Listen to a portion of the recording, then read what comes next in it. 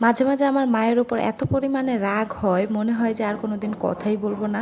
এত অল্প বয়সে কেন আমার বিয়ে দিতে হলো? আর এত অল্প বয়সে যদি আমার বিয়েই না হতো তাহলে হয়তোবা আমার এত কিছু একা হাতে সামলাতে হতো না। পুরো সংসার একা হাতে সামলাও, সাথে বাচ্চা সামলাও। আমি তো আমার কলেজ জীবনকে উপভোগই করতে পারি নাই। যে বয়সে আমার কলেজ জীবন উপভোগ করার কথা তার আগেই বাবা-মা আমাকে বিয়ে দিয়ে দেয়। এখন সংসার, বাচ্চা ২ টাই সামলাতে হচ্ছে। সংসারের কাজকর্ম নিয়ে আমার তেমন কোনো অভিযোগ নেই। কষ্ট লাগে শুধু এই বাচ্চাদেরকে সামলানোটা নিয়ে। এই ২টা বাচ্চাকে একসাথে মানুষ করা যে কি পরিমাণ কষ্টের সেটা আমি ছাড়া কেউ জানে না। আমার বাচ্চাদেরকে ১০ মিনিটের মতো নেওয়ার জন্য কোনো মানুষ নেই আমার বাসায়। আর আমার মা তো অনেক বেশি অসুস্থ থাকে, তাই সবসময় এসে আমার কাছে থাকতেও পারে না। অনেককে শুনি যে শ্বশুর শাশুড়ি নিয়ে অনেক বেশি অভিযোগ থাকে, শ্বশুর শাশুড়ি নাকি অনেক বেশি ঝামেলা করে, অনেক যন্ত্রণা করে, শ্বশুর শাশুড়ি না থাকলেই ভালো হতো। কিন্তু আমার বেলায় না, আমি শ্বশুর শাশুড়িকে অনেক বেশি মিস করি।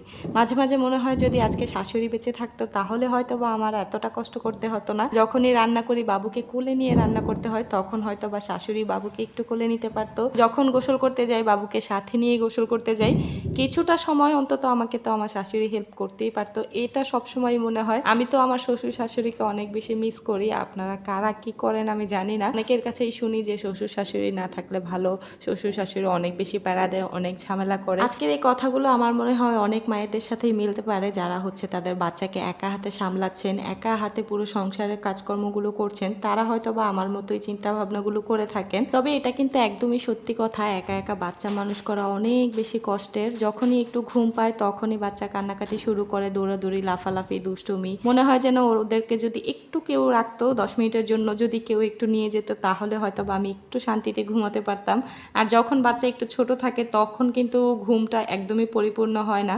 বাচ্চারা অনেক বেশি ঝামেলা করে, তাই ঘুমের অনেক ডিস্টার্ব হয়। তাই মনে হয় যেন একটু ঘুমাতে পারলে অনেক বেশি ভালো লাগতো। তো এই ব্যাপারগুলো নিয়ে অনেক বেশি ডিস্টার্ব থাকে নতুন মায়েরা। তো আমি তো আলহামদুলিল্লাহ 2টা বাচ্চার মা, এখন সবকিছুই আস্তে আস্তে অ্যাডজাস্ট করে নিয়েছি। তবে আলহামদুলিল্লাহ আমার অনেক অনেক বেশি ধৈর্য আল্লাহ দিয়েছেন। আর না হয় কিন্তু সংসার জীবনের এতটা পথ এত সুন্দরভাবে পাড়ি দিতে পারতাম না, এত সুন্দর করে 2টা বাচ্চা মানুষ করতে পারতাম না, এত সুন্দরভাবে এই সংসারটাকে সামলাতে পারতাম না। আর এত অল্প বয়সে বিয়ে হয়েছে বলেই হয়তো বা এত অল্প বয়সে এত কিছু শিখে গিয়েছি, এত ধৈর্য ধরতে শিখে গেছি, আর সব কিছু সুন্দরভাবে মানিয়ে নিতেও শিখে গিয়েছি। তো আমার এই ছোট্ট জীবনের কিছু গল্প আজকে আপনাদের সাথে শেয়ার করলাম। আর আজকে কি কি রান্না করেছি সেটাও নিশ্চয়ই এতক্ষণ আপনারা দেখতেই পেরেছেন। তো এদিকে হচ্ছে আমি একটা কচু রান্না করতেছিলাম। এটা হচ্ছে আমার মা সবসময় এভাবে রান্না করে। কচুগুলোকে হচ্ছে আগে ভালো করে সেদ্ধ করে তারপর হচ্ছে ব্লেন্ডারে ব্লেন্ড করে নিয়েছিলাম, তারপর হচ্ছে চিংড়ি মাছ দিয়ে এভাবে রান্না করলাম। এটা খেতে অনেক অনেক বেশি মজা, তবে রান্না করতে একটু বেশিই টাইম লাগে।